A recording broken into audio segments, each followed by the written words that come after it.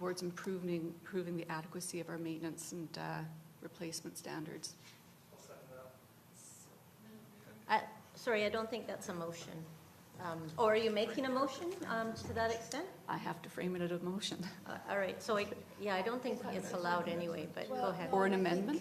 Sorry, so there's a couple of things. One is, so I appreciate that a lot. I think that we have worked really hard over the last number of years to become as efficient as we can, still meeting the needs of our community. In terms of the asset inventory and condition, we now fully understand, to the degree that we can, what lies ahead of us.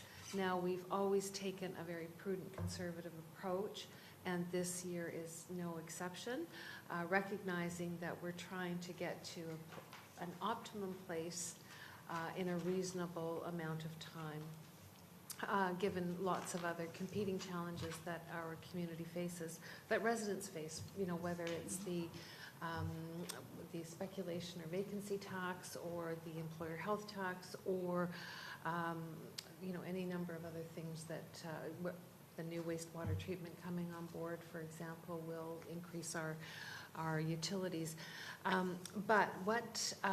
So if you would like to direct us next year to take a more aggressive approach when we build the budget, that would be very helpful, because we then could build that into our work plans and into the capacity of the organization to deal with that. It's one thing to set funds aside, but it's another to actually be able to action them. So to address assets and what have you. So that's one piece of it, given where we are in April. The other piece is that, as Isabel has noted, the year that really counts in the 5-year financial plan is the current year. And the balance are forecasts that we look at in terms of the fiscal sustainability of an organization and where we're going over the next 4 years, given what we know today. So the year that really matters is the first year, and that within the 5-year financial plan, that is really what we're looking for approval for, based on the current year's property tax rate that we're asking to be approved, or that was approved, sorry. Okay, thank you. All right, so we don't have a motion. Yeah, I guess we don't have a motion. All right, but I think staff understand the intent to review this in the Finance Committee. We've got 2 members of the Finance Committee as well to consider that for going forward for next year. Okay, all right, so Councillor Wong. Thank you, Your Worship. So further to my comments, or questions rather, from earlier today, so it sounds like, as we don't have more funds coming in from the tax rates for businesses, you characterize that the financial plan with respect to assets is to really just maintain status quo, and that the community has essentially settled for a lower status quo than perhaps what we have normally settled for. I'm really concerned that the financial plan doesn't truly address the future with respect to asset maintenance. I look at this $200 million asset hole, for lack of a better term, that is looming, and that we're moving closer and closer, as well as the deferred DCCs, and all these things that sort of give me quite a bit of concern that with respect to financial picture, we're not headed to a great place, are we? And so that certainly gives me a bit of red flag as to, should we be a bit more aggressive in terms of making plans for the future and trying to plan for that rainy day, which we know is coming. I feel a bit like Noah building the ark. So the only thing I might add, through you, Mayor Booth, to Councillor Wong, I'll set Isabel up to complete, but ultimately this was part of a program of getting to a steady state of funding. We were so far behind when, again, coming up with the asset inventory and condition, we wanted to actually be able to get to a steady state. And so are we at steady state? Not quite. I think once we hit the history and history and the forecast going forward is at about $14 million a year, and that should be optimal, given that the assets are optimal. And it was, we recognized when we started on the path, it was going to take some time to get there, and I think after 2022, we are in good stead to continue along this path, but we're still playing catch-up to that point. So it was, I'm thinking 3 years ago, determined that rather than spike up very hard and then relax the asset levy, we would just take a steady approach over a period of time and then get to a steady level of funding. Is there anything else?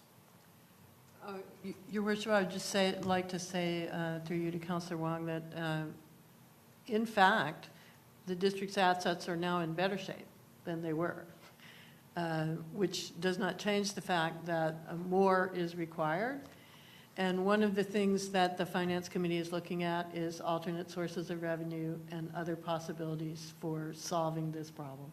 So the 5-year financial plan is set up the way it is because I believe that we need to be quite transparent in terms of identifying the problem. But their solutions to the problem are certainly being worked on and will be coming forward to council. Thank you. In fairness, though, when you say that the assets are better than they were pretty bad before. So it's not saying much, is it?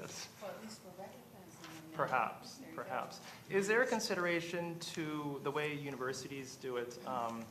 Name assets, for example, tennis courts after a donor or whatnot, as a means of helping to fund some of these assets that the community loves and wants to keep, but we don't have the resources for. So I look at universities naming buildings, parks, gyms, that sort of thing. Certainly there are members in the community who would love to leave a legacy piece instead of donating land or whatnot for the perpetuity of the community. There, to Councillor Wong. So we are currently working with the West Vancouver Community Foundation on exactly that kind of thing, where we have identified community assets that are eligible for sponsorship or naming. We have done some in the past, i.e. Rutledge Field was probably the largest one that we've done, but and then the Lily Lee Room, as well as the Lalji family. Tree.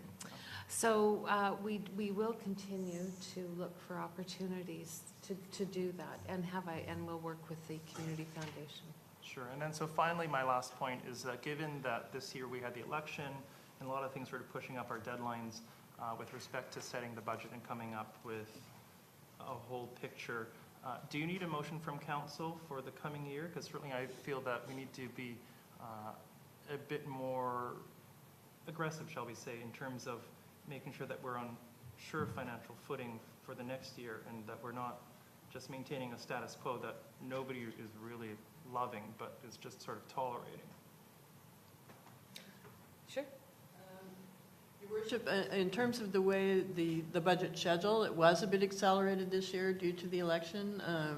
In the coming year, we will be able to go back to what I would consider the normal schedule, where we would be going out to the public before Christmas, coming to council before Christmas and going out to the public, and that which would allow more time for people to ask these questions and consider the various options, including having more time to work with council on these matters. I think that in terms of solving this asset investment problem, it's going to take a number of different strategies in order to do that. And hopefully council will be willing to consider being quite flexible in terms of looking at alternate sources of revenue and other means to do this. I think staff are fully aware that this needs to happen, and we're certainly hearing from council tonight. The council are very interested in hearing what these options are, and so we'll be taking that under advisement and doing that. Thank you, Your Worship. So Thank Mr. you. Panic, you don't need a motion from me. No. Okay, thank you. Councillor Soprovich. Thank you, Madam Mayor. Well, councillors, you have the opportunity to defer the decision tonight, requesting more information on the budget if you feel that you don't have enough at this point in time, rather than voting against it. My take is that maybe there's not quite an understanding yet of all the ramifications that we face in our 5 years budgets. We're not all financial geniuses, but for the most part, there is major concerns, especially about the future. And I would characterize that by saying that we should, as a motion, defer this till the next meeting or wherever Ms. Lemus would consider it. That's my motion for deferral. Second. Madam Mayor, just for clarity, a deferral motion is in order and takes precedence over the motion on the floor, so council can now debate the deferral motion. Thank you. All right, so we'll be debating the deferral motion. So we've got, we had some speakers for the original motion, so we now create the new speakers list for the deferral motion. Yes, Madam Mayor. Because I see Councillor Lambers on there. Are you wanting to speak to the deferral motion? Yes, I might as well, Madam Mayor. Just to sort of echo what some of my colleagues have said, there's clearly some discomfort with the forecast years in the 5-year plan, the 2020 to 2023. And my issue with the original motion, which we're not debating right now, is a kind of an implicit sense of complacency that we're approving a current budget and we're making an informal commitment to taking a hard look in subsequent years, but there isn't anything there that compels us to do that. So for lack of a better alternative, I would support the deferral motion. Sorry, and I should have gone to the original movers and seconders. That's my mistake. The motion was moved by Council. Yeah. Just a point of information, Your Worship.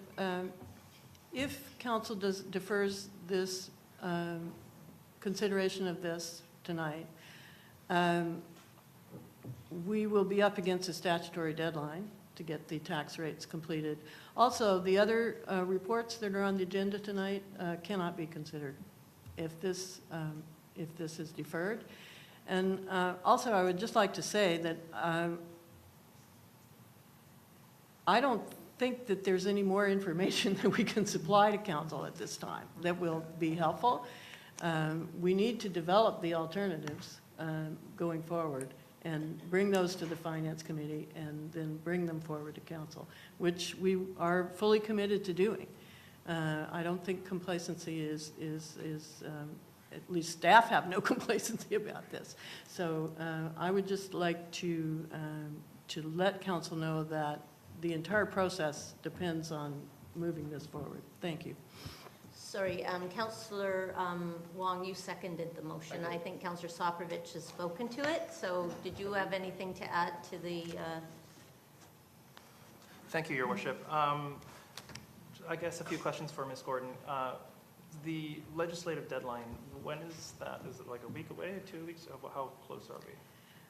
The deadline is May the 15th, but because of the way that the council meeting schedule is set up, we need to get this bylaw passed and then confirmed at a subsequent meeting, and then bring forward the tax rate bylaw, and then it requires 2 meetings to be confirmed. So at this point, because of the election, because we started this process a bit late, we are up against the deadline. I would like to remind Mayor and Council, though, I mean, we did start the process a little bit late. It was started 1 month late. This has been out in the community now for 3 months, almost 4 months, and has been in front of council with all of the background information for that period of time as well. So given the size of the binders and the sort of, I would say, attention that's been given to this by the community and the Finance Committee, as well as the Police Board, Library Board for their individual parts, it would be very, I can't imagine what else would come out of any extension. Okay. Oh, sorry, can I finish? Is that all Yep, right? sure. Thank you. So I have to say, I'm a little disappointed that, and I understand that there was an election in the way that sort of things were pushed right up to the deadline, because I think it sounds like some of my colleagues around the table would have liked the chance to have had this discussion and perhaps gone back. That being, hindsight is 20/20. But again, for clarity, council has had the information, so relative to having, whether the public consultation and the debate, if you will, started almost a month ago with council. So in terms of what's being approved tonight is based on the property tax rate bylaw that council passed at the last meeting. So part of this may be a process, but theoretically we're 1 month behind in the discussion, and that's about it. Right, and you're telling me that we cannot split the motion into two such that we could approve year 1 of the 5-year financial plan, and then for us to have a year to come back for years 2 to 5? That's correct. A 5-year financial It's one or plan all? is required. All or nothing. Thank you. Councillor Cameron. So I don't support the deferral motion. I very much support what Councillor Thompson and others have said about being more aggressive on putting funds away for capital maintenance. And I'm concerned, and I've been on record for many years, being concerned that we're not putting away enough. Each year we've increased, but I've always maintained that we should be increasing more aggressively, and we should be making hard decisions about which assets we're going to maintain so that we decrease the overall number. We've made some of those decisions. For instance, the youth center decision was made for us in some respects, but that discussion is still to come. Deferring this motion wouldn't make much sense at the moment. We've all had these budget numbers since January. There was public consultation sessions in January that had these asset levy and the 5-year financial plan numbers in them. Nothing much has changed since then. We still have the same asset inventory, and we still have the same shortfall to make up the gap from the present condition. So at this point, in now April, deferring the matter for another month, I don't see as really having any point, because we need to do the hard work of finding alternate sources of funding and having a hard look at which assets we're going to maintain. And that's going to take a significant amount of work from staff, and that's not going to be ready in a month. We need to pass the budget so we can fulfill our statutory requirements. And I'll point out to members of council that Councillor Thompson at the March 11th meeting made a motion, which I seconded, that we were proposing to increase the proposed 2019 asset levy from 1.76 to 2.5%, which would not have erased the shortfall from past years, but would have at least gone some measure towards narrowing the gap. And that motion was defeated 5-2.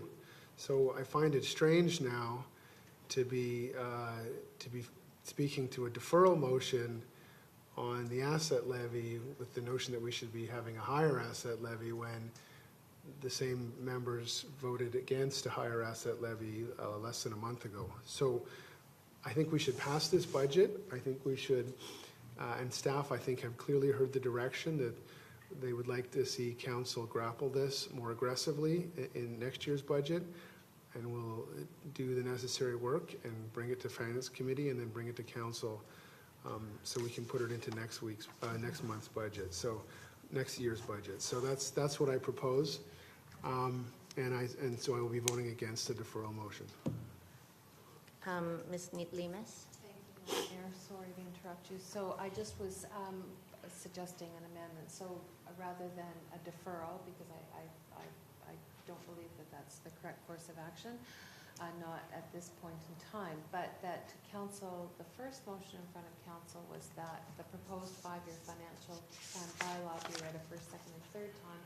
And I would like to suggest an added, maybe whether it's an amendment or just an added, be read a first, second, and third time, and that staff be directed to aggressively address capital funding to reduce risk and address the capital issues, whatever it might be for the 2020 budget or 2020 financial year, so that it is clearly articulated that that is the concern of council as the current 5-year financial plan bylaw has been adopted. And Madam Mayor, just from a legislative perspective, it would be preferable if it was a second recommendation from the first, second, and third reading. And council would have to deal with that resolution first before putting an alternative or additional resolution on the floor.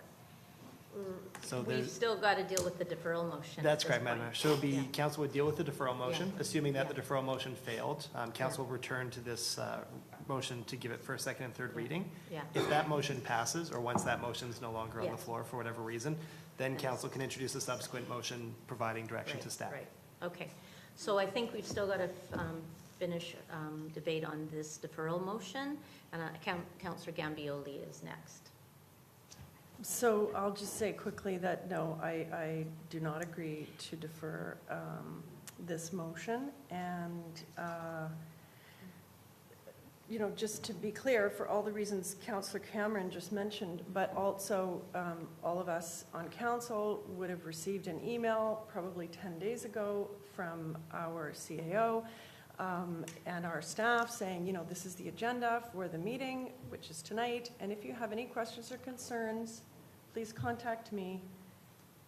And nobody that is making any of these motions or deferral motions tonight, I believe, contacted you. So everybody here has had 10 days to read all these reports and ask any questions by email or clarify any incongruencies, and we haven't heard anything from anyone until just now. So that's really a concern for me and for staff, I'm sure. But, you know, that's sort of the process to make sure that we're not going to land where we're landing right now, which is really unfortunate.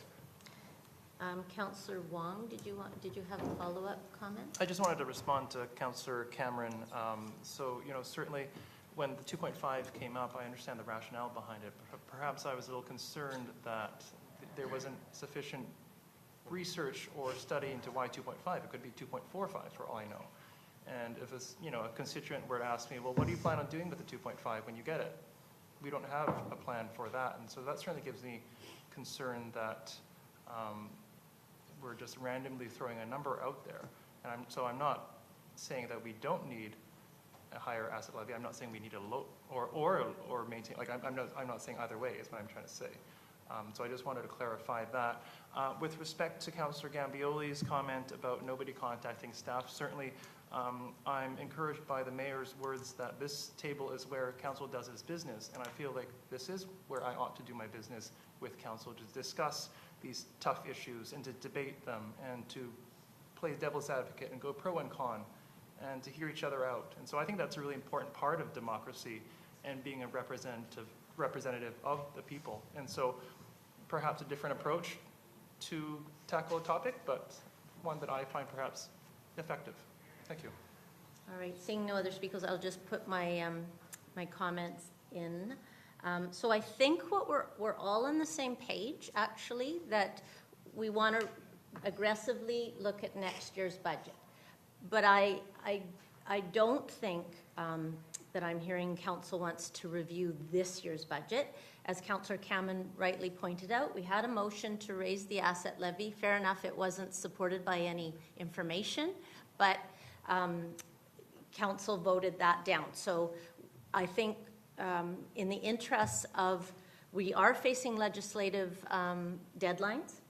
I'm not sure what, as Ms. Gordon has said, more information could be provided. I think staff and the Finance Committee do need the time to build towards this. And by the way, just for the new counselors, we have actually had a plan. We've been building on this for 4 years. You know, it's gone up and down. There was a big one in 2016 of 5.25. We always looked at each year based on what the burden on the taxpayer is going to be. This year is a bit of an anomaly. We've got the employer health tax, we've got the additional school tax, which people are going to see for the first time. So there are some anomalies this year. So my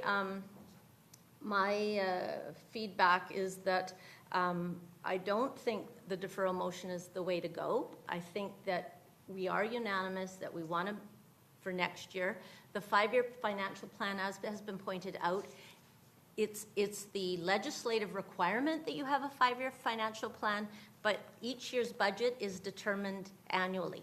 So there isn't a commitment to next year's. In fact, we can't predict what the future is going to hold, and so that's a changing landscape.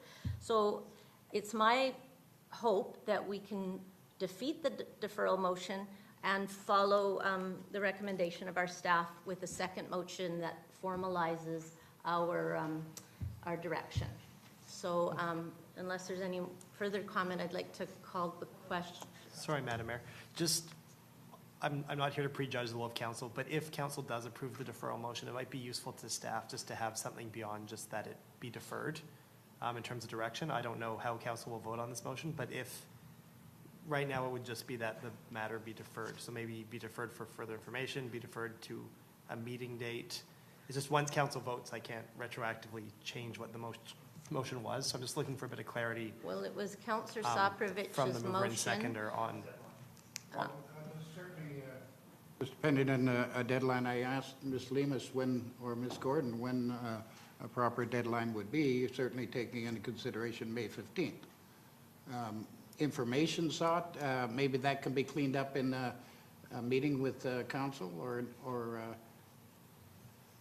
within 2 weeks, within a week. I guess the question is, Councillor Soprovich, what specifically is going to make 2 weeks from now a different decision than tonight? What additional information does council need to make a different decision? And that's what we're asking. Like, what is the direction to staff?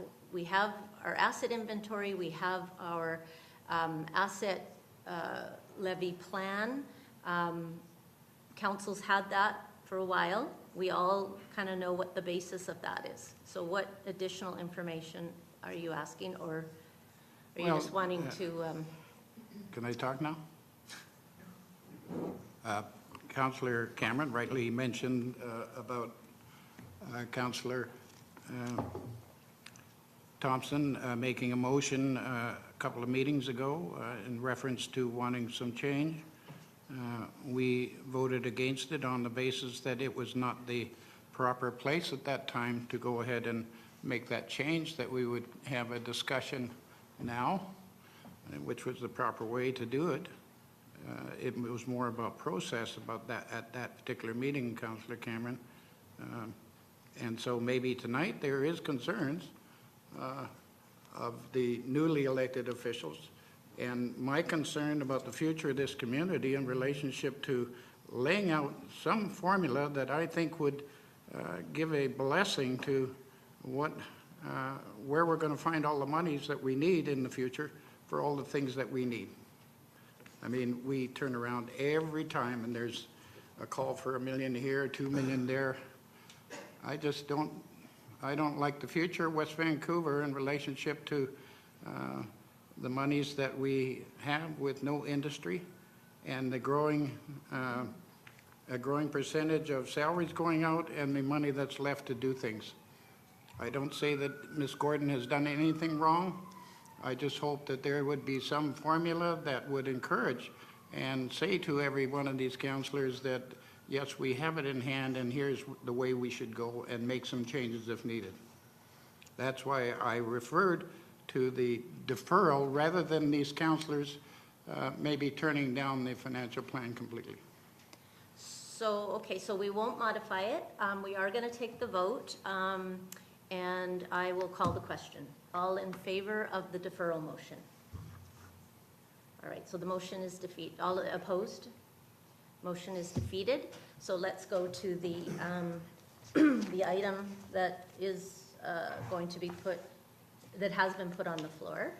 I think you've already made the motion. I'll make the motion, and I'll make Okay. the motion. Well, it's a separate, it's got to be a separate. Do you want to be a separate? Yeah, Madam so Mayor- let's start with the main motion. So the main motion that's on the floor is that the proposed five-year financial plan bylaw be read a first, second, and third time. If council could either debate further or call the question on that motion, and then once the votes occurred, subsequent motion. Make a second motion. Thank you. Okay. All right, so we've got it first and seconded, so I'll call the question. All in favor? Opposed? Councillor Soprovich and Wong opposed, And Thompson. and Thompson, and that's carried. Then I'll make a motion that staff be directed to,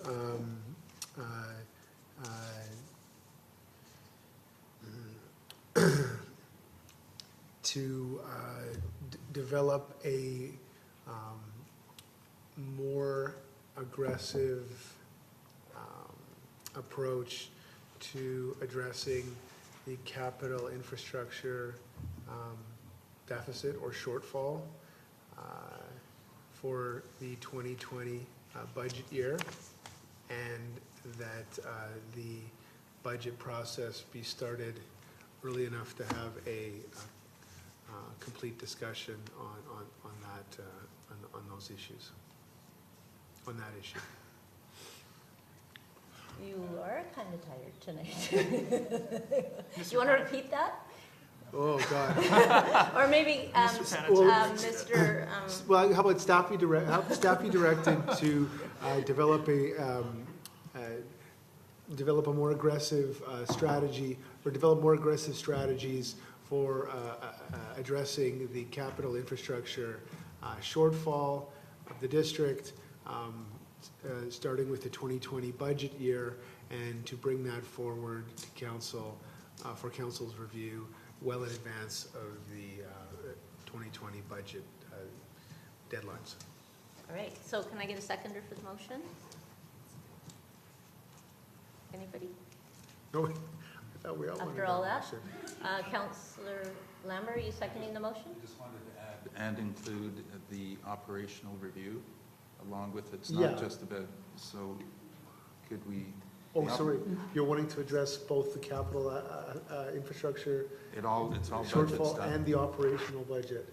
Yeah, operational review that we are undertaking this year Okay, in 2019. Just want to make that explicit. okay. So, Sorry, I'm not quite sure. Seems like apples and oranges, but we can add that. I mean, I don't, if we're gonna. So- Just recognizing the 2019 operational review will be complete prior to the beginning of the budget. Of the 2020 budget. Okay. okay, sorry, Madam Mayor, so just for clarity, Councillor Cameron's made a motion, I'm not sure if Councillor Lambert is seconding, and then there's a friendly amendment to incorporate this. Well, it Wording? sounds like It actually was the, suggested as a friendly. Yeah, You have to this- second it first and then make Okay. the. okay, one second, one person speaking, and that's me. I think that we get the friendly amendment that, as Nina has stated, that seems to capture what you were getting at. Recognizing fine. that the operational review for, Will be complete in 2019. Okay, well, Prior to the it's not even a 2020 friendly budget. amendment, it's nobody's seconded. Yeah. I'll change my recommended motion to add that clause to the end of it. okay, And don't make the Then I'll mistake again, second it. please. all right, so Councillor Lambert has seconded it, and What is, Point of order, may I hear the motion Yeah. from the clerk, please? Please have written that down. Please have it make sense. Sorry, my microphone wasn't working for a second there. I'm just going to have to consult with the deputy as well, because we've both been jotting different versions of this, so if you'll just give us 1 second.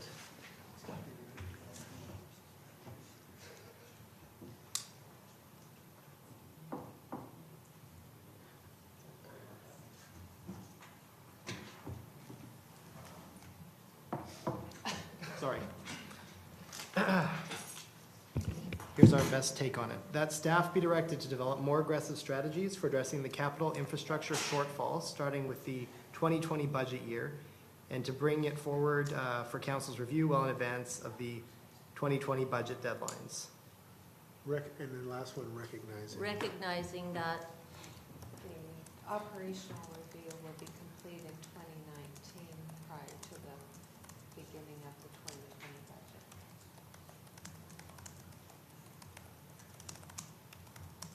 It's not Shakespeare, but I think it captures the. That text has been added, thank you.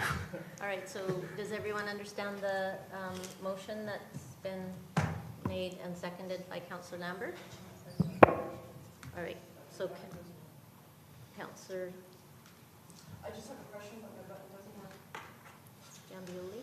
Sorry, too many mics open. Let me just close a few of these. This is why we don't do this on the fly.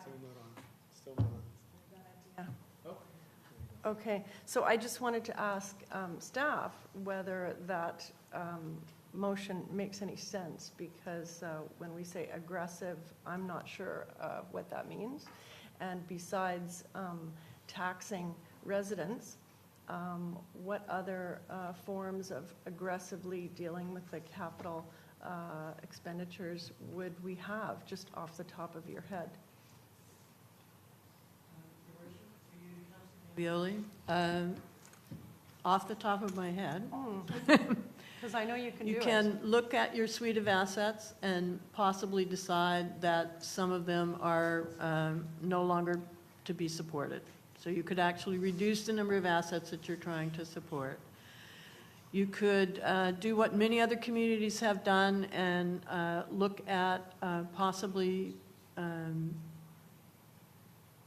receiving funding through development, either of district lands or other lands, and using that to fund the creation of new assets. It's been pretty commonly done throughout the Lower Mainland that councils have been able to receive new assets as part of development deals that have been done. You could look at alternate sources of revenue. The main ones that are in use throughout the Lower Mainland are pay parking, and there's even the option of a casino. I mean, that's fairly aggressive, but they do provide a lot of funding. And there may be others. Those are the only ones I can think of off the top of my head. But That's there very may be helpful, very helpful. other Okay, ways Ms. Gordon. to Right, do it so- as well.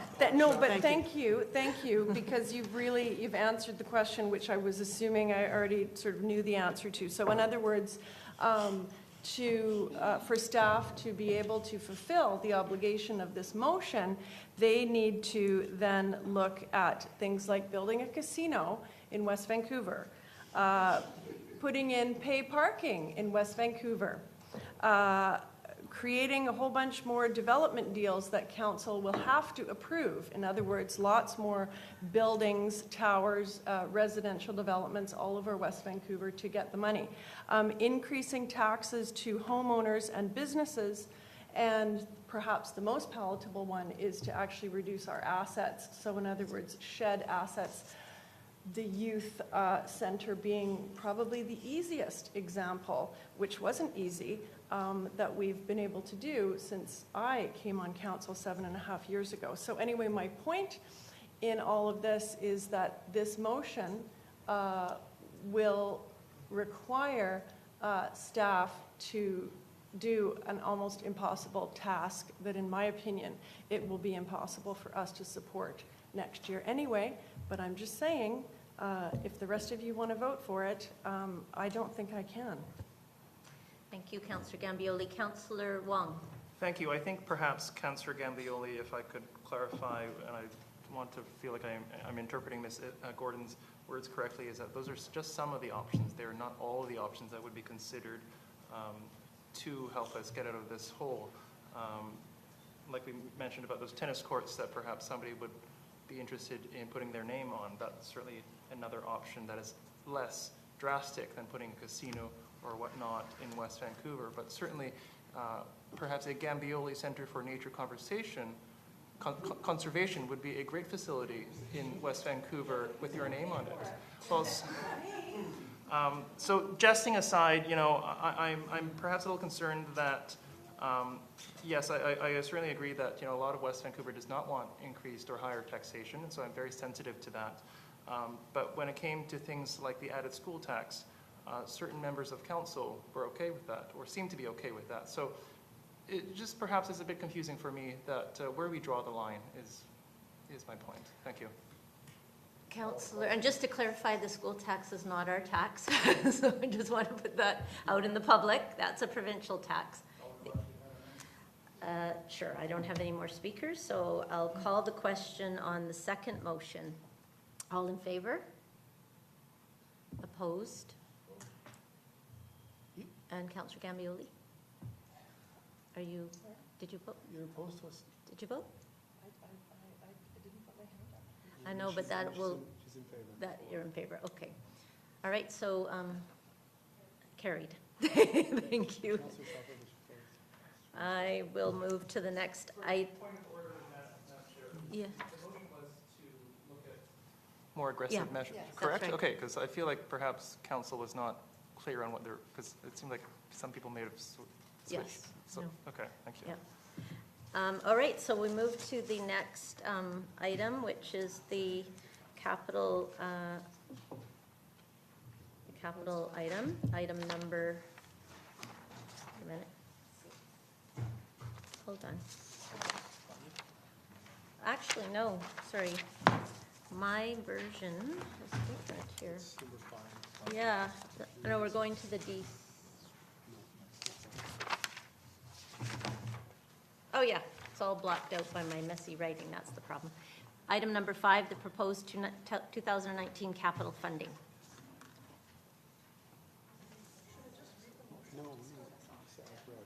So we'll get a report on this? All right. There was kind of combined, we were asking questions on both, so we'll just get a motion from Councillor Gambioli. So I'll just start with the first motion. Can I just say as written? Can I say that? Yes, Madam Mayor. Okay, so I will make the first recommendation that, as described in the report dated March 12, 2019, regarding proposed 2019 capital funding, that the following proposed appropriation be made from the Capital Facilities Fund to fund 2019 capital projects as written. All right, can I get a seconder? And Madam Mayor, just for clarity, I believe it's all one motion, broken down into 5 parts, just so that Oh, I'm there's sorry, clarity on it's that. all, okay, all right, I'm sorry then. Proposed, okay, so I just end with regarding proposed 2019 capital funding as written in all five parts. Thank you. Thanks. I'll second that. All right, any further questions? Any further comments before we call the question? Councillor Soprovich? Ms. Gordon, this proposed capital funding, is this a new method? I've not seen this before in council in reference to making commitment to different amounts of money from reserve funds. Is it something that has changed? Your worship, through you to Councillor Soprovich, actually, this is the same format that we've been following since I've been Director of Financial Services. When the asset levy and the asset reserves were established, this became the way of funding the assets, is to put the money, levy the money, put it into the reserves, and then have council pass resolutions to appropriate it from the reserves to fund the capital projects. So this is the same methodology that's been in place for at least 4 years. Thank you, Your Worship. Thank you. So Madam Mayor, it includes practically every reserve that we have, including the, for operations as well as maintenance? Your Worship, it addresses the facilities fund, the infrastructure fund, the equipment fund, the water reserve fund, and the sewer and drainage fund. So there are actually other reserves which are mentioned in the report, but the motion actually takes appropriates money only from those funds in order to get the 2019 capital projects going. Did you not, Ms. Gordon, were you not able to do this within the confines of the 5-year budget? Suddenly I just don't understand why we suddenly have to propose appropriate amounts of money for each area or each fund that we have. Counselor Soprovich, part of establishing the asset inventory and the long-term plan also created a measure whereby, a transparency measure on one hand, and also an accountability measure for staff and council, that every year funds would be designated in this fashion, so that we could not any longer, that's not very good grammar, I'm sorry, but so that we couldn't ignore our long-term obligation to assets, and that every year this has occurred since the asset levy has been put in place, and it should occur every year going forward. Okay, thank you. Then, Ms. Gordon, item 5, that Stage Sewer and Drainage Reserve Fund. The second portion, Storm Capital Program, DCC funding of $9,295,000. I to assume from that that is monies that would be dedicated to the infrastructure under the ground at some point in time in the next near future. Is that correct? Yes, that is correct. Thank you. Councillor Cameron? No? Okay.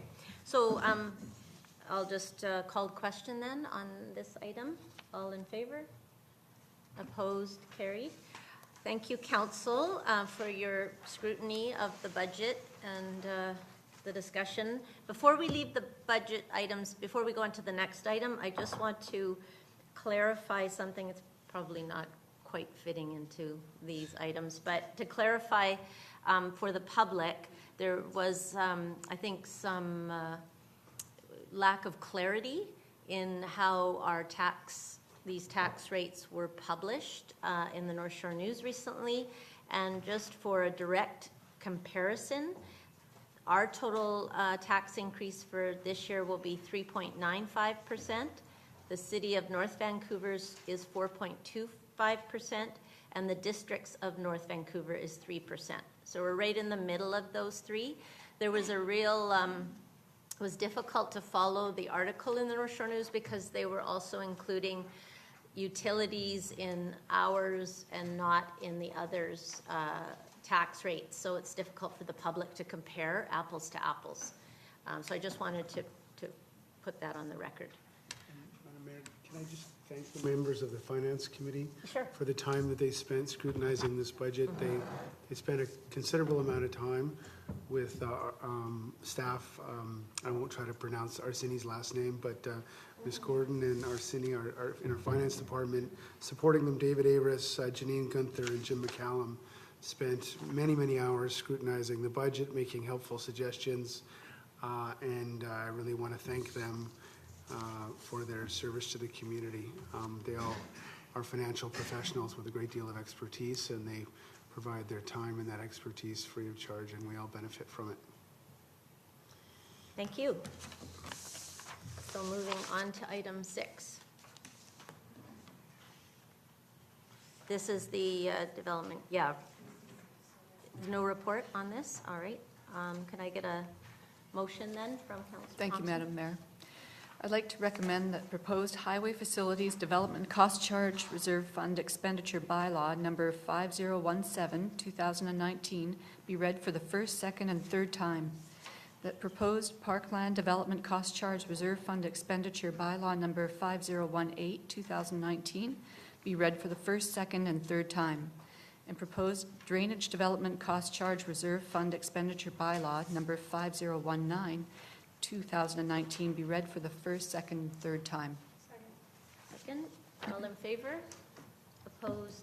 Carried. So move to the consent agenda.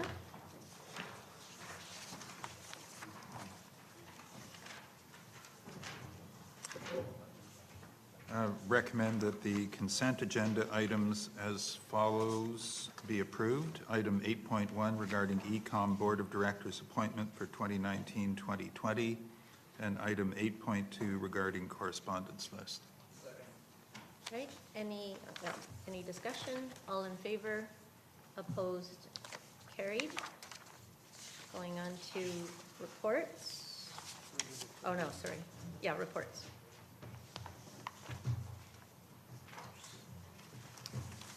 And Councillor Cameron. I'll just make a very brief report from the previous TransLink Mayor's Council meeting. It was a fairly light agenda. One thing that did come up that would be of interest potentially is the notion of uplift caused by transit improvements. In particular, most dramatically, SkyTrain and SkyTrain stations and the increased value of land that's created both from the proximity to those stations and development rights, and also to lands owned by TransLink around those stations. And it was quite a lively discussion around the Mayor's Council table. One of the things that, themes that did emerge, which is of note, is that it was, I think there's a general consensus that TransLink and the region should be capturing more of that uplift that's caused by transit improvements, recognizing and applying that uplift towards the cost of those improvements. And so when you look at something like extending the SkyTrain to Arbutus and then to UBC, it's creating, I think it's safe to say, it's creating hundreds of millions, if not billions of dollars of land uplift, and then, of course, opportunities for upzoning around that infrastructure. And I think, you know, it's fair to say that we should be making sure that that is a significant portion of that goes towards paying for the actual infrastructure. And this is of particular relevance to West Vancouver residents because of our high property assessments, we end up paying a disproportionate amount per capita to TransLink in form of the transit levy. And the default when we need more funds regionally for transit is always to increase the property tax levy, because that's an established form of revenue. It's easily collected, and it doesn't require us to go to the province and ask for permission. The reality is there's very few revenue tools that TransLink can avail itself of. The levy is one, parking taxes are another, and the third is the fuel levy. We are, you know, putting more levies on parking, especially downtown, but the fuel levy is actually problematic for us because with the increase in efficiency of cars and soon proliferation of electric vehicles, it could be that we're projecting in a relatively fairly short period of time that those fuel levies will dry up, and they'll need to find a way to recoup those revenues. So, you know, capturing some of the land value increases is going to be very important for the region, but also for West Vancouver taxpayers to make sure we're not just paying increased levies to TransLink based on our property taxes. Thank you. Councillor Soprovich? Thank you, Madam Mayor. I think we had a very effective meeting with the police board last week. Certainly the same night was the disability group of the ACDI. We've had our 5th meeting with the C-RISE working group, and we'll be coming along, I guess, by a very active working group twice a month, come up with solutions to council. The Seniors Activity Board had a meeting this last week, which the big flea market is on weekend, I believe. Everybody's looking for donations if you want to take it over there. And Regional Parks is coming up this week. So with that, that's what I've been doing. Anyone else? Okay, so I'll just report on Metro. We had our monthly meeting on Friday. There's 8 agendas to get through, which includes 4 open agendas and 4 closed agendas, and it really follows the substantive divisions of Metro. the housing, GVRD, water and sewer divisions, and housing as well. It's about 1,000 pages of reading to review, coming from 14 committees.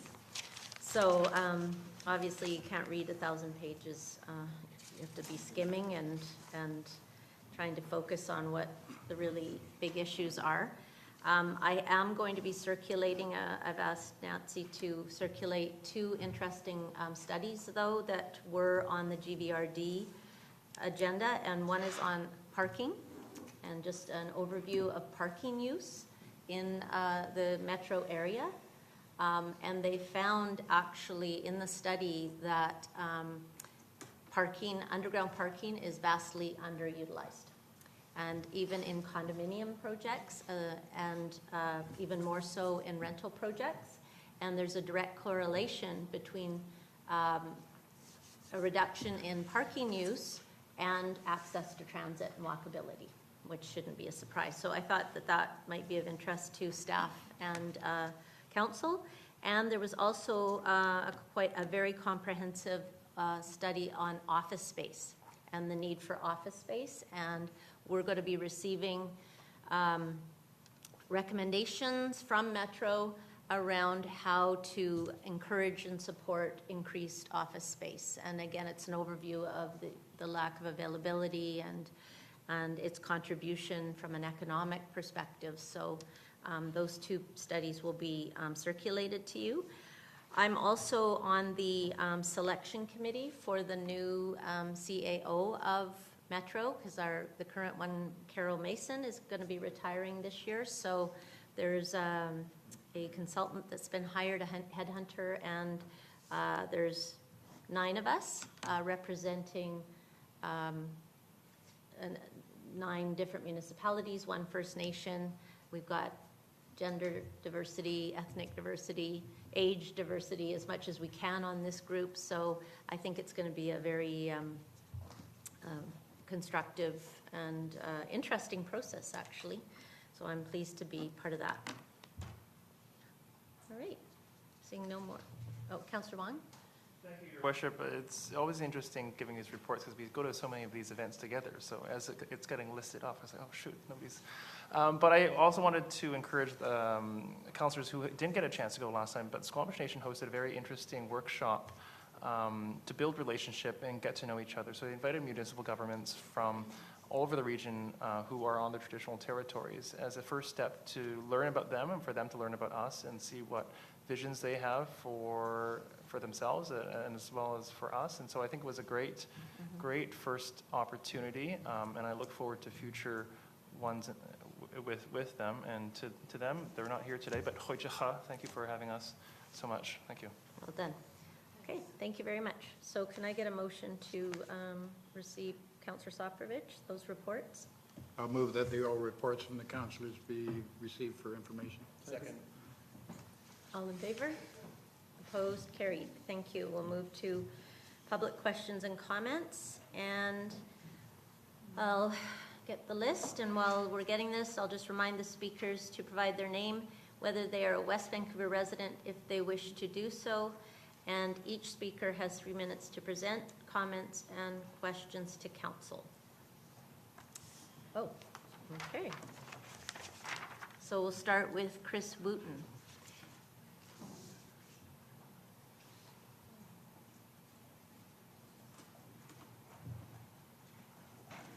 Good evening. 4759 South Piccadilly. And I wanted you to know that I support the B-line, and I wanted to say why.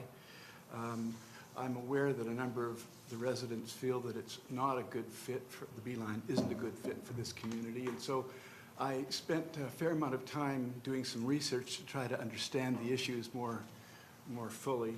And so here's what I found. In terms of traffic congestion, the report by the third-party engineers concluded that no mitigation was necessary for the amount of congestion that would be created. A number of, in certain instances, there'll be Traffic will move faster and in certain instances slower, but nothing to create the kind of congestion that has been talked about. That's my conclusion. In terms of the parking loss, there's, as you I think know, there's 25 spaces lost out of 765, which is 3%. But I would add that there are 11 new spaces coming due when the Grosvenor construction is over, and so that mitigates some of the parking loss. There's also 45 new spaces underneath the Grosvenor building right now. It's not well known, it's not well used, but my understanding is, although it's not official West Van parking, it is being made available to other than people who shop or eat at the Grosvenor building. So that's a fair number, and there's also another 49 coming due when Phase 2 is completed. So I think parking as a problem has been greatly exaggerated. Ridership is another issue. I looked into that, and it's clear that in the last year that they have numbers, ridership increased by 9.8% in West Vancouver, maybe less when you take away the 257 down to under 7%, but still it's increasing. The projection is for a between 36 and 75% increase in bus ridership for the main line in the next 15 years, which that sounds pretty healthy, and I have no reason to doubt their figures. Let's see, what else? Sorry.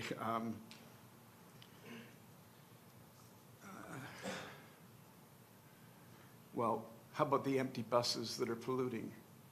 The 257 is already going through Marine Drive to 15th and then going up. So we've got a double bus going through. Is that my time? You've got just 10 seconds more. Okay.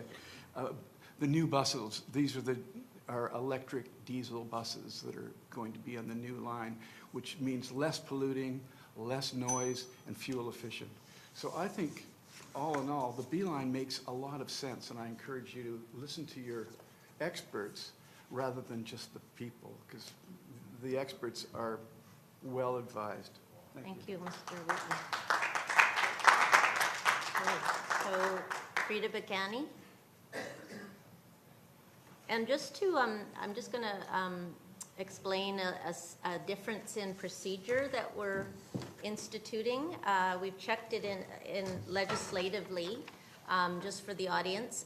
You don't need to state your address any longer, and it's optional whether you state whether you are a West Van resident or not. There is no legislative requirement, and we have had feedback that given the level of controversy of the B-line, at least, people have felt concerned for their security, and so we are not requiring people to state their addresses, but they may well say whether they're West Van residents or not. So, Ms. Pagani? Okay, Frida Pagani, 2316 Marine Drive. And I'm here to support extending the B-line into Ambleside and Dunderave. And I suppose most people have seen this cartoon from The Sun 2 or 3 weeks ago. Kind of interesting. I want to remind Council that in September 2015, the Community Energy and Emissions Plan was approved, and the target was for 40% reduction overall of greenhouse gases by 2040. Transportation is currently responsible for 39% of our greenhouse gas emissions, and recommendation number A1 of that report was to attract high quality, high speed, high frequency transit infrastructure. Extending the B-line would help us meet these targets. We need to look at facts instead of biased and incomplete analysis. I did not make up the following facts. They are from research by public organizations. A bus with 7 passengers saves the energy equivalent to 2 average cars. 50 passengers, it's 10 cars. A car user who switches to a bus from private vehicle for 45 kilometres a day reduces their emissions by about £20 per day. That's £4,800 a year, which is in volume the equivalent to 21 hot air balloons full of pollution. Transit's subsidised directly by taxpayers, whereas vehicle costs are subsidised indirectly through the cost of roads, parking, and pollution cleanup. Transit is a social equaliser. Almost all people can afford transit. It serves those who cannot drive, the disabled, the underprivileged, and also those who understand the imminent danger of climate change and choose to forgo their cars to reduce their carbon footprint. Buses reduce the need for road space, and I have another overhead here which nicely illustrates that. I'm sorry it's so small. On the left-hand side is the space on a road taken up by 50 people in a bus. In the middle, it's 50 people on bicycles, and on the right, it's 50 single-occupant vehicle cars stretching out into the distance. We badly need improved accessibility for customers, employees to businesses and services in Ambleside and Dunderave. Park Royal is sucking the life out of Ambleside and Dunderave, and ending the beeline there will just make it worse. I can bet that Park Royal management is rubbing their hands with glee right now. I'm concerned at the upshot of conceding to the narrow-minded local citizens and businesses who have been so vocally against this proposal will be detrimental to the growth and vibrancy of West Vancouver. Thank you.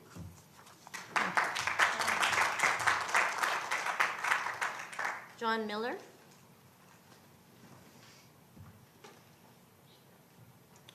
Thank you, Madam Mayor, Councillors. My name is John Miller. I'm at 2345 Bellevue Avenue. I've been for 15 years. I applaud you on being persevering on this beeline issue. You're doing a great job on listening to the community and people that want to come and talk about it. I'm here too to speak in favor of it. As was mentioned earlier in the presentation, Councillor Soprovich mentioned it, others mentioned it, the population of West Van is actually going down, not up. And it's getting older and it's getting richer. And we're losing a whole generation of young families in this community. Is that the vision we want for West Vancouver, an old, rich population that cuts off at Park Royal? I don't think it is. We're missing that generation. So if we have a beeline here that goes right through to Dunderave, we'll be supporting lower-income families with children. We'll be supporting affordable housing. And we'll have more visitors, we'll have more caregivers in here who will help the businesses. So in very short actually, I applaud what you're doing and persevere. Let's get that beeline through to Dunderave. Thank you.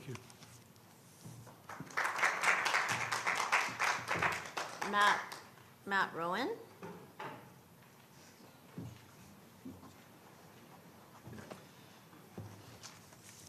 My name's Matt Rowan, and I do live in West Vancouver. So I'd like to talk about why in specific it's really important that we implement the entire beeline proposal all the way to Dunderave with the priority lanes. So as for the bus route itself, all of our east-west capacity in Marine Drive right now, except for the 255, which runs twice or three times an hour, is all buses that go across the Lionsgate Bridge pretty much. And those basically, if there's issues on the bridge or on West Georgia Street, those can get tied up. So by putting in the beeline, that will give us, redundancy so we can actually have working bus service along Marine Drive when, there's an accident on the bridge or whatever. As for the priority lanes, those are, for the improvements to transit west of Dunderave that most of us in the room seem to want, it's going to be incredibly important because those lanes are going to improve reliability a lot. Just getting most of the cars that use that lane right now out of the way of buses, except for parking or right turns, which need to use that lane, it's going to mean less opportunity for buses to get tripped up by, the not necessarily great drivers we have around here, or just, general traffic issues. By taking cars out of that lane more or less, that's going to mean all of our buses, including the 250 and other routes that go into Vancouver, will be more reliable. And conversely, if we don't make those improvements to bus throughput on Marine Drive, that's going to mean that, all any new capacity we add on routes west of Dunderave, seeing as most of those currently go all the way to Park Royal right now, that's going to get tied up in Marine Drive in, the rather awful traffic we can have there sometimes. So that's going to definitely limit the utility of adding more buses west of Dunderave, which is something a lot of people would benefit from. And also, when it comes to implementing the whole proposal, it's been said multiple times that any bus resources that are freed up by the B line will be reinvested into other routes in West Van. And I think it's extremely important because by putting this B line through from Dunderave to Phibbs Exchange, we're going to be offloading, quite a bit of that east-west capacity within West Van to, Coast Mountain Bus Company, which has more room for buses in their depots and stuff. So we can use, the limited resources that West Van Municipal Transit has on routes that, we need to be serving, like the Caulfield ones north of Marine Drive, et cetera. And besides, just, putting larger buses on that east-west route long-term as, as transit demand goes up, it's just going to be more efficient. Larger buses can carry more people with the same number of drivers, same number of mechanics, so that's literally just more cost-effective for everyone who pays taxes in the community as well. So yeah, let's go all the way with the B line and get it to Dunderave, put those priority lanes in. Yeah. Thank you very much. Antonella Bullen?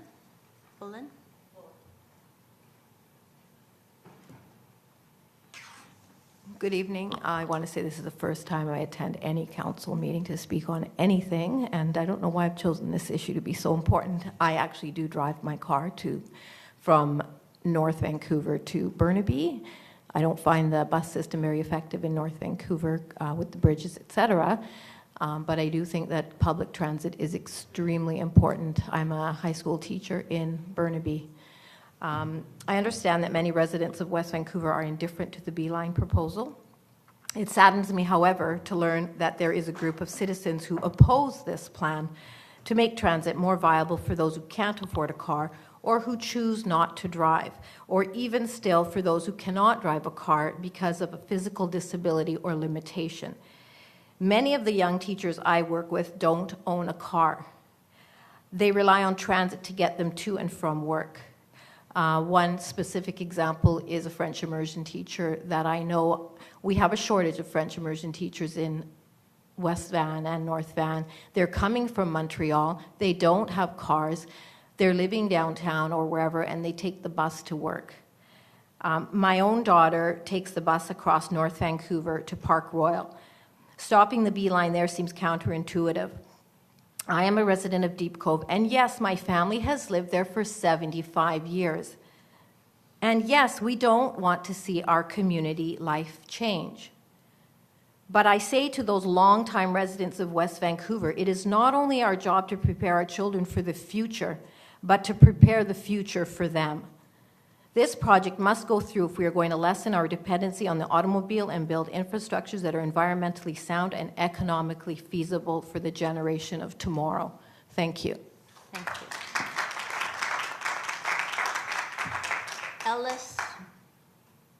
Ellis Krieger? Elias. Sorry. Almost. Rieger. Thank you. Hi, my name's Elias. I'm from Vancouver, 3191 West 39th Avenue. I'm here not because I'm a voter or taxpayer in West Vancouver, but because I'm deeply concerned with the sustainability of the region that I live in. I have a souvenir with me today, my compass card. I use this to travel across the entire region. This small card gives me an incredible amount of freedom. I use it to visit my grandparents in the Fraser Valley. I use it to get to university, to get to the coffee shop that I work at. And over the last few months, I've been using it to get to West Vancouver Municipal Hall. We live in a cohesive region, and this cute little blue card is a physical manifestation of that fact. We are supposed to be making transportation decisions as a region. The Marine Main Corridor has been designated as a priority for transit improvements since the North Shore Area Transit Plan in 2012. Beelines have unanimous support across the region. Surrey, Vancouver, Burnaby, Richmond, North Vancouver, and Langley are all taking advantage of Beelines because they're an incredibly efficient way of moving people and improving our cities. On another note, I also came here to tell a very quick story about an encounter I had with someone while fighting for the Beeline. A friend and I went to talk to people about the Beeline at a bus stop in Ambleside. We were trying to recruit someone to be in a short video about transit on the North Shore. In this endeavor, we met a lady at a bus stop. After talking to her, we found out that she lives in Richmond, works at a business in Ambleside. She has a son, but no partner. He passed away. We wanted to ask her to tell her story for our film, but she needed to go home to her son, and we honestly couldn't bring ourselves to take up more of her time. She spends 3 to 4 hours on the bus every day. We told her about the Beeline proposal, and her eyes lit up. More transit would mean that she could spend more time at home with her son. If you are wondering why more people like this haven't shown up to speak in support of the Beeline, the exact reason is this. The people who need it most are spending 2 to 3 hours on transit every day. They don't have the luxury of time to come down to City Hall and speak, never mind even write a letter. That's all I have to say, so thank you very much, and I hope you approve the Beeline all the way to Dunderave with dedicated lanes. Thanks. David Jones?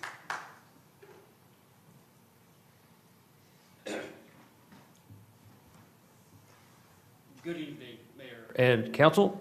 Oh, sorry, I sat at the, I'm so sorry. I have a question, again, tonight that doesn't have anything to do with the Beeline. I hope that's all right. It's fine.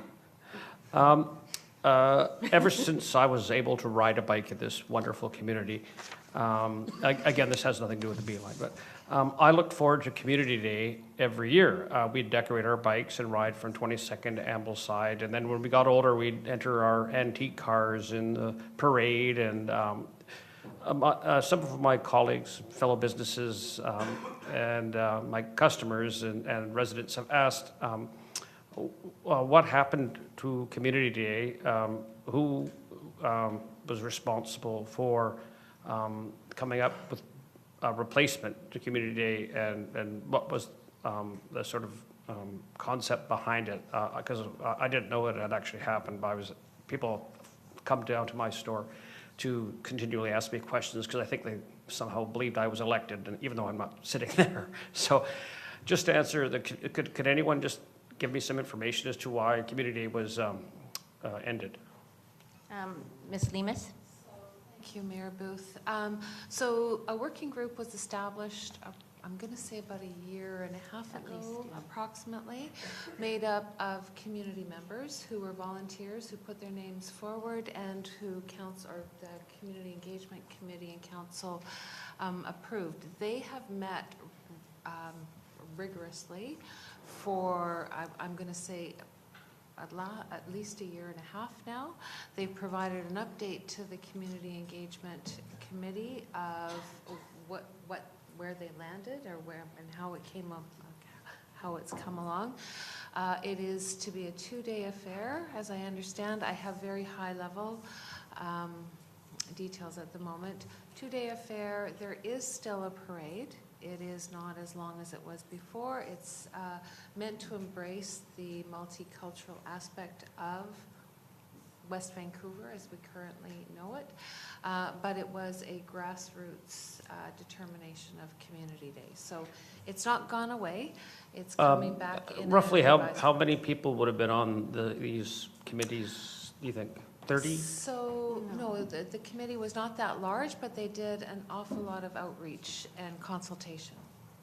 Beyond that, I think there'll be a report to the CEC, the Community Engagement Committee, in June, and then which will come to council as well. So, just the last question, just because again, I'm just here for information, not to be nasty or so. One of the questions is Community Day now gone forever, or is this year just a test? So this is the new iteration of Community Day. Yeah, and I think it will evolve over time. As you well know, over the last number of years, the participation in Community Day was declining on a rapid basis. There were fewer and fewer participants, but it was still a treasured event in the community. So it's coming back in a different format. Okay, all right, I will report to the people. Thank you. Yeah. Thank you. Nigel Malkin.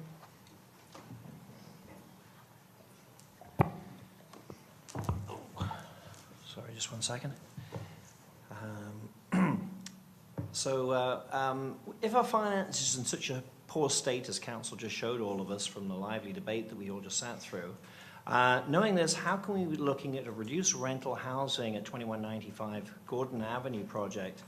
The district is obviously in very poor financial state with many upcoming unfunded infrastructure projects. At the last meeting, it was very clear that the district could be walking away from over $60 million if this property were to be rezoned and sold off with a 99-year lease. May we suggest that the public consultation process for this site be pushed back until September so that it can be a full report with options that could look into if the reduced rental housing is the best use for the district. With a budget shortfall and the funding potential from this site could make a huge difference with the district's financial issues. I'm quite sure that the residents would much rather have the funding from this site over a casino to fund the financial shortfalls we have. Thank you for your time. Thank you. I don't think I want to leave the impression that the district is in poor financial shape. In fact, I'm actually quite proud of the shape that we've got this district in the last 7 years. We never had a plan to manage our assets. We've kept taxes low. We've kept a hold on our operating budget. I think the community is very well served. We've professionalized the financial services division in the last 7 years. That didn't happen before. So I definitely do not want to leave the impression that we are in poor financial state. Our assets do require maintenance, like everybody. If you drive up streets and houses, would you say that all the houses are in poor shape? I don't think so. I mean, people maintain their houses at different levels, but that's the million-dollar question that council is wrestling with, is what level and how much we want to burden the taxpayer. But I would never tell the community we're in poor financial shape. All right, so next is Graham McIsaac.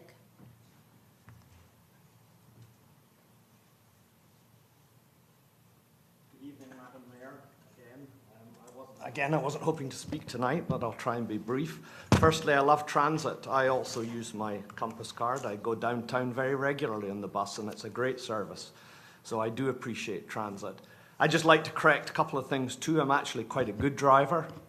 And those of us that oppose the B line are not, in fact, narrow-minded, and we don't tend to label other people, which I find is not particularly polite to do so. Anyway, I just wanted very quickly to talk about the B line and also 2195 Gordon.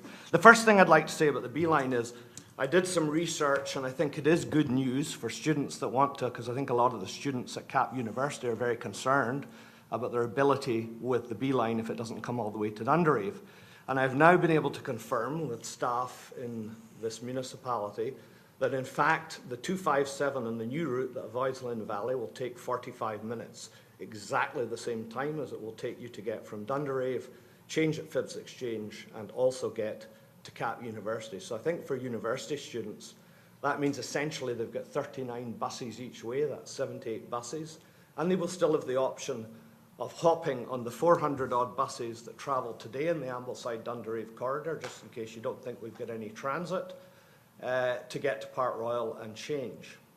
Now, if we go ahead with this B line, we'll have essentially have, between Dunderave and Park Royal, we will have basically 600 buses and over 50,000 bus seats per day. Going through the North Shore today, and again this comes from TransLink data that's published on your website, we have 1,300 passengers.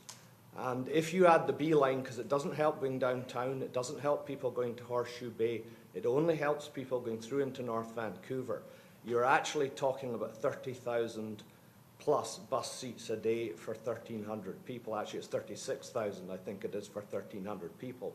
So what this will mean if we decide to put this route in, we'll have an average of roughly on that route, we'll have an average of 4 passengers per bus and a 4% occupancy rate. Now, I think that should give us serious pause for the business case of expanding this. I'm in favour of transit, but let's invest our transit dollars wisely.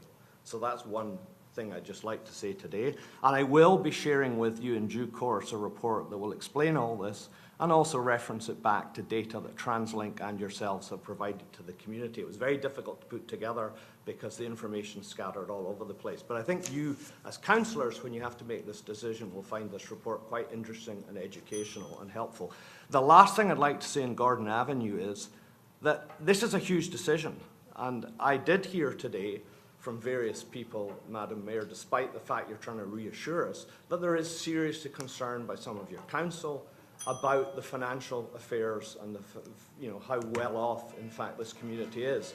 So what I would say is I'd ask you, when you look at Gordon, we really have to step back, take a longer time and think about the use of that very valuable site. Do we want to invest 64 million in the community? Do we want to use it to pay for some of our deferred maintenance? What do we want to use those funds for? And I think council really, this has been a bit rushed, this Gordon decision, and I really appreciate we expanded it to the middle of April, the consultation period, but I actually think it has to be extended till the fall so that there can be serious analysis provided of the alternatives to the use of this site. Thank you. Thank you. Carol Ann Reynolds.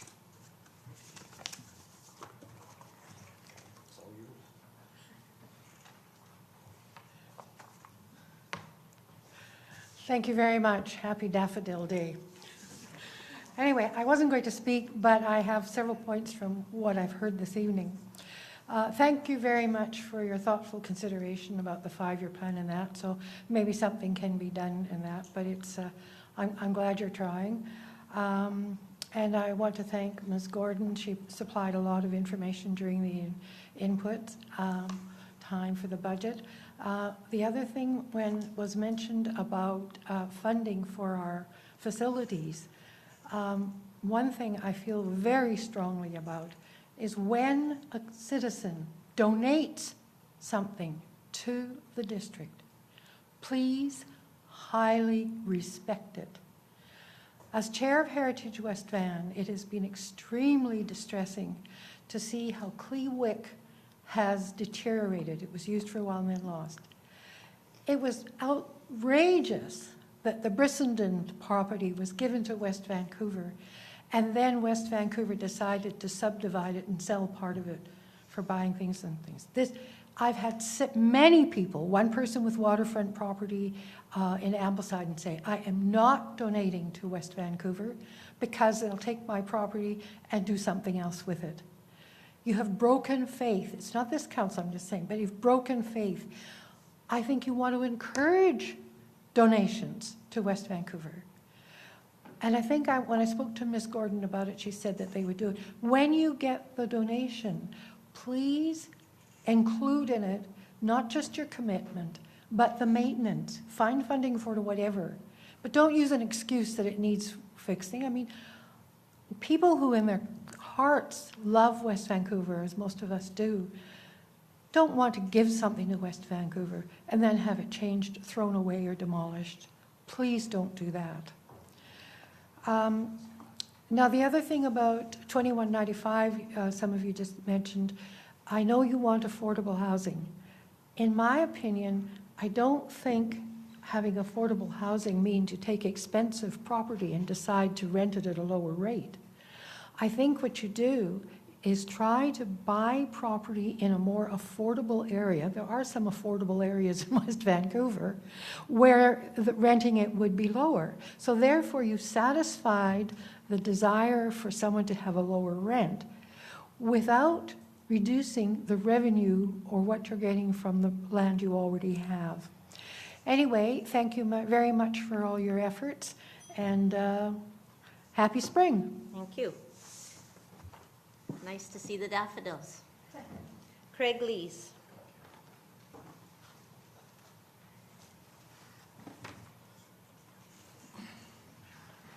Hello, Mayor and Council. resident of West Vancouver for pretty much my whole life, and please rest assured I'll be on better behavior than I was last time I was here. Regrettably, the battle to stop the beeline at Park Royal continues.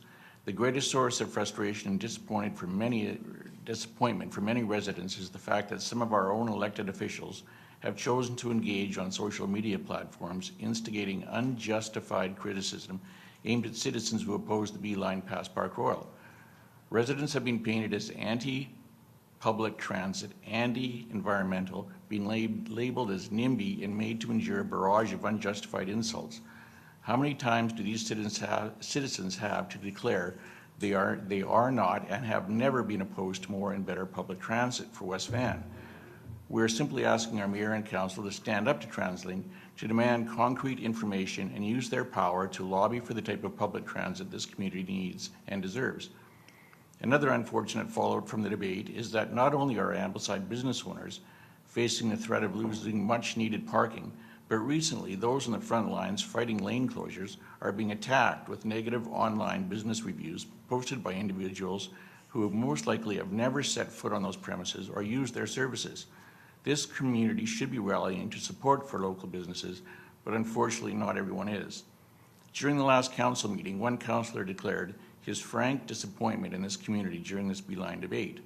I have lived in West Van for the majority of my life, and I must declare that I have never felt so unheard or disrespected by some members on council who would appear, and so it would appear that this appointment is mutual. Where do the special interest groups and public officials from neighboring jurisdictions brazenly attacking the character of West Vancouverites get their information? They have made little or no effort to become informed as to the actual issues at play in this community. Unlike concerned citizens whose lives will be impacted by this service, outside interest groups clearly haven't taken the time to confirm ridership numbers, consider schedules, nor have they explored the impact proposed routes will have on local neighborhoods. It's pretty easy for professional protesters and special interest groups with paid employees to simply jump on the West Vancouver bashing bandwagon, especially when invited to do so, and seemingly even encouraged by politicians from neighboring communities and even some members of our own council. Nothing about this issue has been more disappointing and discouraging than this astounding revelation. In my experience working on projects, the most successful are those that see all parties involved working collaboratively and transparently, sharing ideas to work towards achieving a common goal. Unfortunately, our mayor and council has done little or nothing to facilitate this type of calming strategy. Endless stressful hours could have been saved by so many if an effort had been made by council to challenge TransLink's questionable data, invite timely and effective public consultation, if not from the beginning, at least when it was evident that the opposition to the beeline in Ambleside and Dundray was so strong from within the community. Thank you all.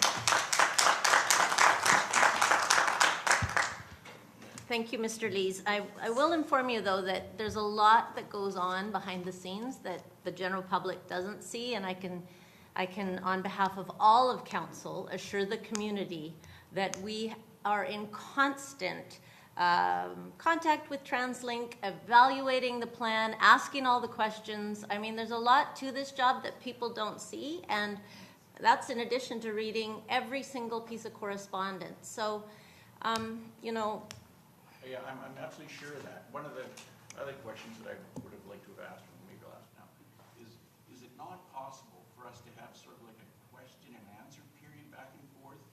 I asked because last week, your last council meeting, you told me, or after I was tossed out, you said that you guys can't, you don't necessarily agree with what we're saying. And so it leaves this bad feeling between you guys and us guys, that we're not being heard. well, that's something that we can think about. I would be happy to attend with our staff to talk further about it. If I'm happy to meet with anybody. I have an open door. I'm happy to meet with anyone. So please write me and we can set something up. Rebecca Lees.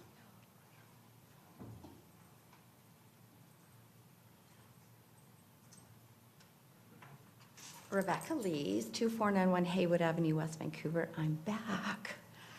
So to those members on council still considering voting to push the B-line past Park Royal, I would ask that you please explain how you can encourage anyone to support this plan in good faith when TransLink is unable to provide us with any concrete information on a terminus. Now you say you have been in contact, so maybe that's changed. We have no idea what the route will be or what the terminus will look like. Keep in mind that during the resident stakeholders meeting that I attended, which I expect or at least hope that you would have listened to, when questioned, TransLink representatives admitted that the B-line service has never been previously modeled through a high-density residential neighborhood. Please tell me how council or the citizens of West Vancouver can support a B-line through Ambleside or Dunderave with so many unanswered questions remaining. Are you honestly willing to support West Vancouver becoming TransLink's B-line residential neighborhood terminus test case? I may sound like a broken record, and I certainly feel like one, but I feel strongly that this message bears repeating. As current mayor and council, you hold the future of West Vancouver in your vote, and we can only hope you vote unanimously to stop the B-line at Park Royal until such time that ridership perhaps grows to warrant an extension into areas further west. I continue to urge you to consider the residents who both live and work in this community and focus your attention on doing what works best for those who will be most affected when the dust settles on this debacle. Please choose to unplug from social media, be mindful and thoughtful when it comes to deciding on your position and casting your vote on where the B-line terminus will be located in West Vancouver. Thank you. And by the way, I would be very pleased if everybody got off social media. That would make me very happy. So you're not going to get any argument from me on that one. Chris Colson. Oh.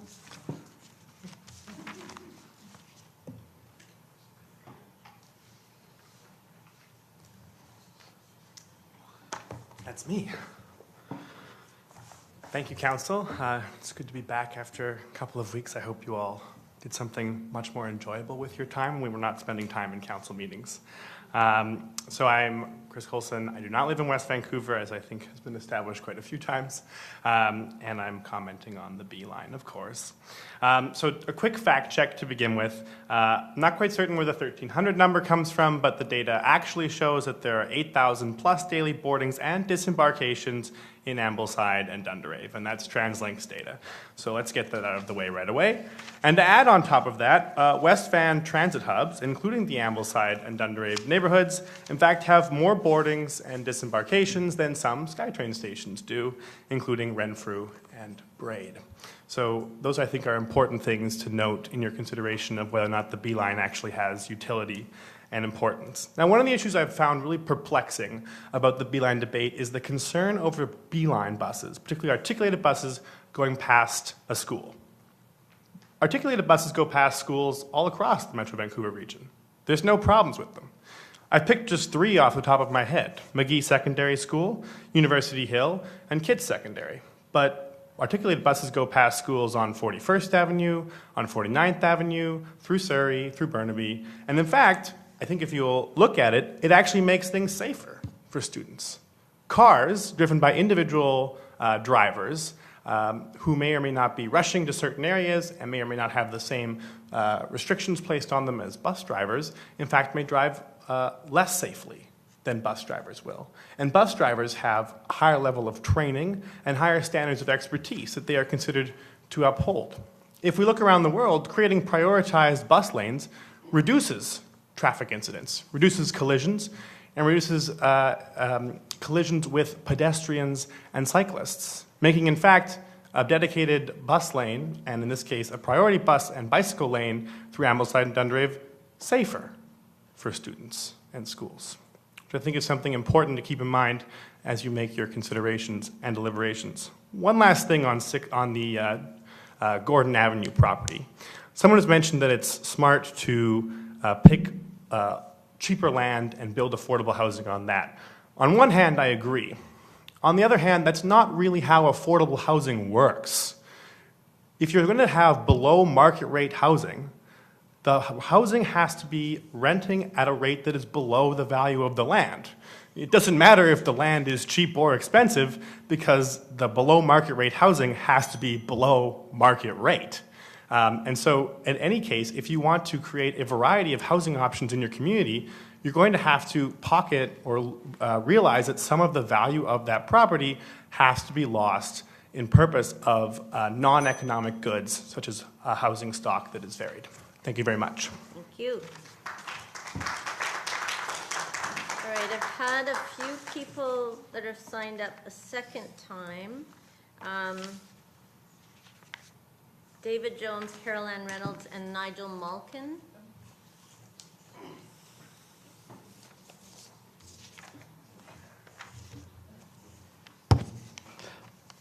Hello again, Mayor and Council. Good evening to you. I'm David Jones. I'm a resident of West Vancouver, and I own a business in West Vancouver. And I would like the people who are pro lane closures and pro parking removal just to kind of understand for a second what it's like to invest a large sum of money in a business in a community and spend years creating that business, making payroll, paying taxes, apparently not enough taxes, but we can talk about that. And the science behind number of parking spaces available, access to our commercial area, and making it convenient for people who live in West Vancouver to use our stores.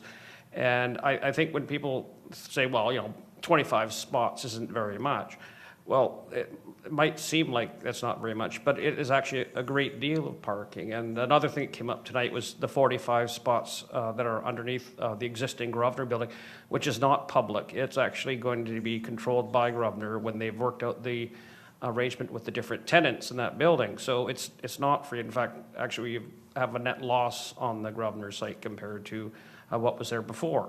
But that's not really the point. I think people that don't have what I would like to use as skin in the game, which is a business or a residence in Ambleside, to just say, well, 25 spots, one lane of parking, these are acceptable losses, but maybe because you don't have an investment that is an acceptable loss. So just from residents and businesses, remember we have a lot invested in this community as well, and we're certainly not against buses, but 25 spots, 2 lanes, these are too high a cost. Thank you.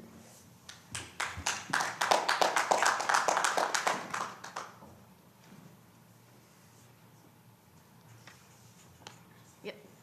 Carolyn Reynolds. Yeah, sorry, I was going to speak about something else, but some others, so I just want to, I hope, provide a helpful recommendation. As editor of West Van Matters, you people would have noticed I have not taken a stand on what I call the befuddled line. I didn't want the bathroom where the Irwin Park was, but, and I don't have enough information, and the blue buses aren't mentioned, and I've heard lots tonight on both sides, and I heard the recommendation of, I think, a Q&A, and it was very nice of you, Mayor Booth, to recommend there be one, and I would suggest that people put their questions, have a Q&A meeting here, or community center, wherever you want. People put their questions to you, so you're prepared to answer. You may allow a few other ones at the end, but at least you would know what questions are going to be asked so that we can have answers, because I've had so many different things said to me that were saying, this is right, just befuddles me, as I said. The other thing about affordable, I think the person, maybe I did not express myself well. I just meant by affordable that if you put it in another area, you could have lower rents, which would be affordable someone. I don't want artificially done affordables, but you can get lower rent depending on where you put it. And that's, the lower rent is what I thought would be viewed as affordable, not affordable housing, whatever. The next thing was listening, and I'm trying to type at what you people are saying while you're speaking, but the mics do not always work. And I could hardly hear the CAO at all. I could hear Ms. Gordon very well, but I could hardly hear, and I don't know what the reason is. I think you'd please look into it, and maybe if I could go like this at the end, I could tell if I'm not listening to someone, but they are not at the same limit. The other thing I would like to suggest is that when you have motions, put the motions up on the screen and have any amendment or revision or whatever to put up there too, so that we can tell what you're talking about. And I've even heard members of the council saying, you know, what was said. So that's my recommendation is, so anyway, thank you very much for all your hard work and putting up with the public. And we put up with you, you put up with us, and let's go. Thank you. Mark, Mr. Panton, is it possible to type up on the screen so that council can see as we do things? Yeah, Yes, that might Madam be Mayor. something that we, Yes, give you a little bit of time, though. You need a little bit of time to do it, I know. Yes, Madam Mayor. Thank you. Yeah, okay, thank you. And Mr. Malkin, you might get the last word. Quick word on the Beeline. Oh, you don't get the last word. That's okay. No. Quick talk about the Beeline was at Rapid Bus. First of all, the 8,000 number includes the 257 bus and also seems high. According to TransLink's own data, the 255 bus carries 1,087 people per day from Ambleside and Dunderave, although the 239 carries 2,337 in total going to North Vancouver. Anyway, those are just the numbers. As far as parking goes, the 25 parking spaces are key parking spaces directly on Marine Drive out of the approximately 150 along the Marine Drive corridor. So 25 spaces out of this is a huge deal to local businesses. As far as the new parking from the Grosvenor site goes, this used to be parking on that site. It was behind the buildings that were on Marine Drive. So there is no net gain in parking. It is only parking that is being returned that was there before the Grosvenor construction started. My business is right across the street from there, so I do know this as fact. When will the full report be on the Beeline community engagement be released? The 30-day trial period comes to close in the coming days, and we hope that the report will be released well before the next council meeting. I have personally spoken with Rick Amonte from Park Royal Shopping Centre a few weeks ago, and he stated to me very clearly that Park Royal would welcome a terminus and was looking into a turnaround at that time. This makes Park Royal the obvious choice. Will there be a final vote on the terminus and turnaround on the April 15th meeting? This topic has been dragged out for far too long, and I hope we can all get it behind us. Thank you very much for your time. Thank you. Ms. Lemus, just for the public's information, can you just update on when the public consultation will be available to the public? So public consultation Report. will be available the Thursday prior to the council meeting. So that would make it April 11th, if I'm not mistaken. If we can get it sooner, then we most certainly will. Otherwise, it will be the Thursday prior to the Monday. Thank you. All right, and Peter Schofield and Matt Rowan.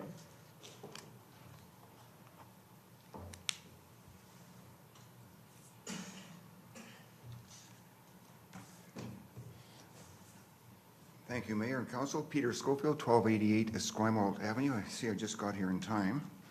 I'm going to talk about the Beeline too, and I wanted to say how disappointed I was at your decision on the 4th of March.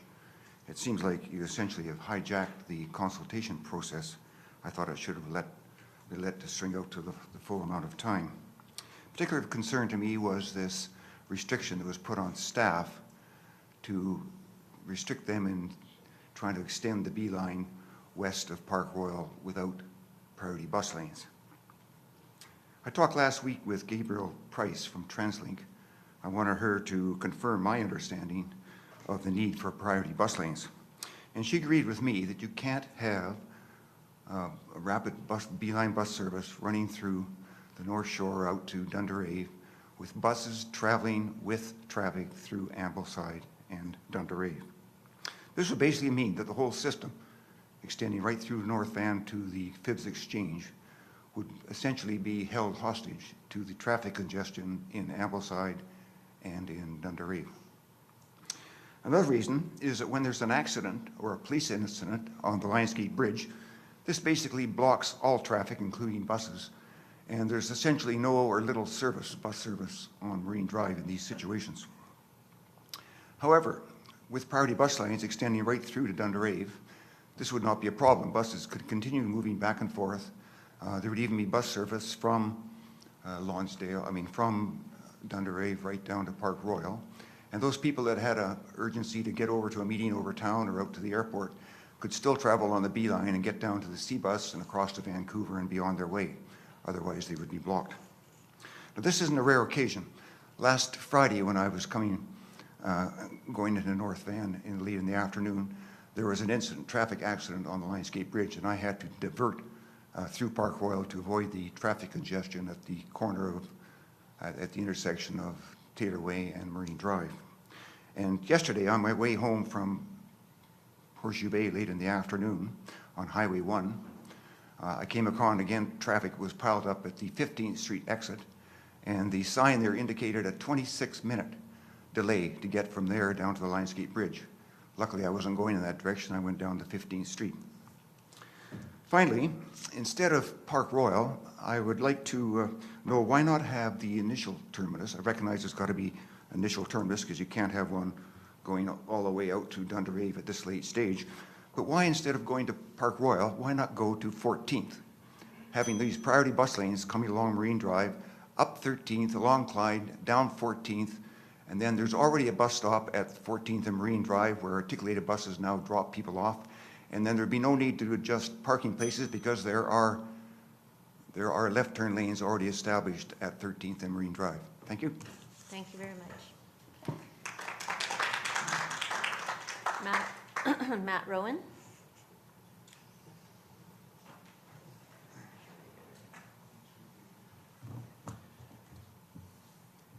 Right, so I'd like to start by clarifying my comment about drivers in Vancouver. I wasn't implying that every single driver around here is bad.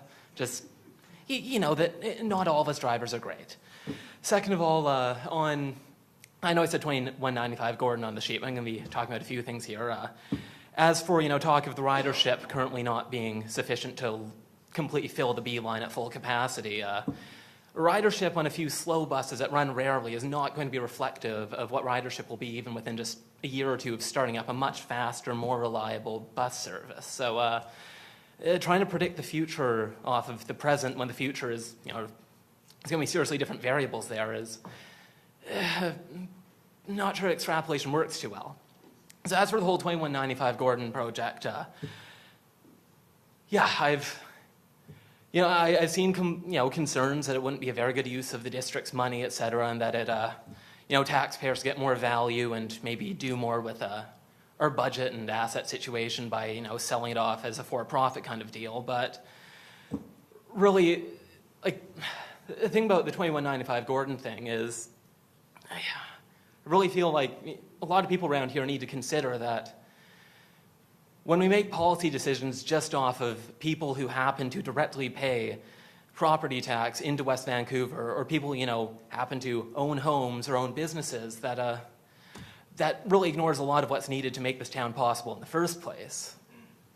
Seeing as all that money that, people invest in their houses and businesses,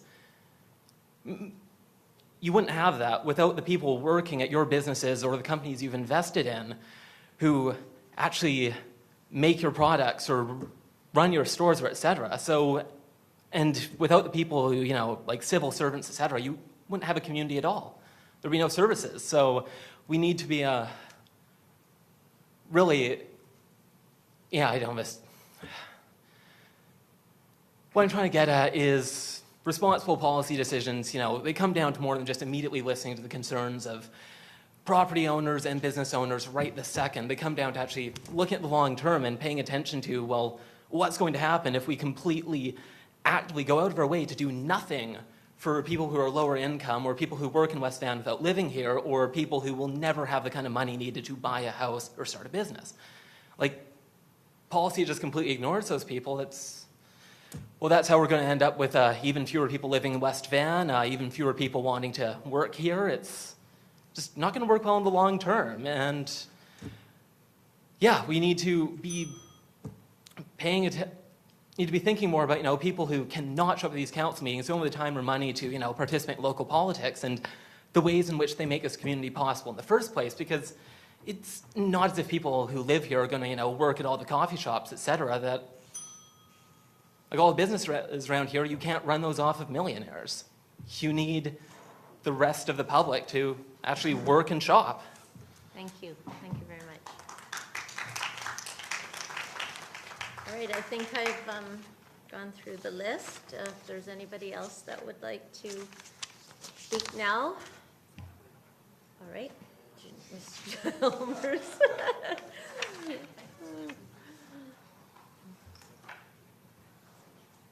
Judy Chalmers, West Vancouver. Just a quick note.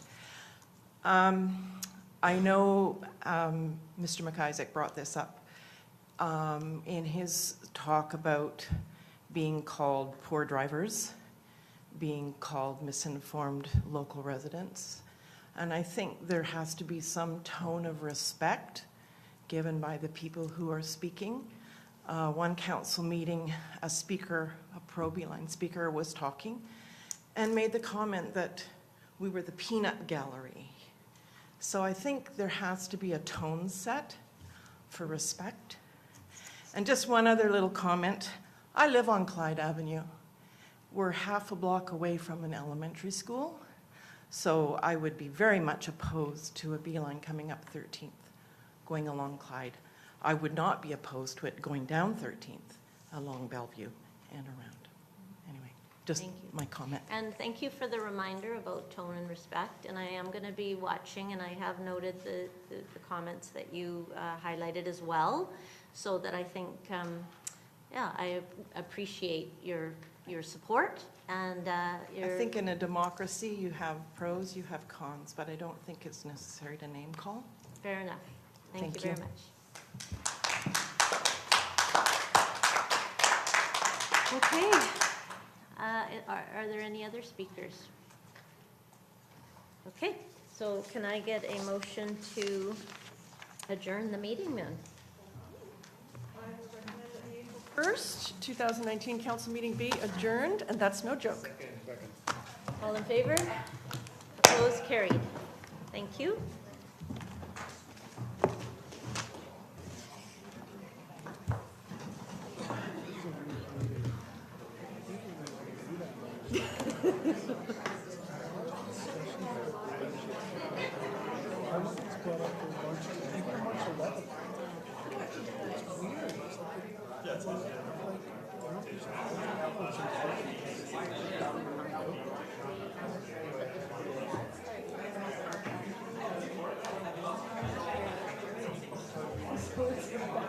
It's called Dunning.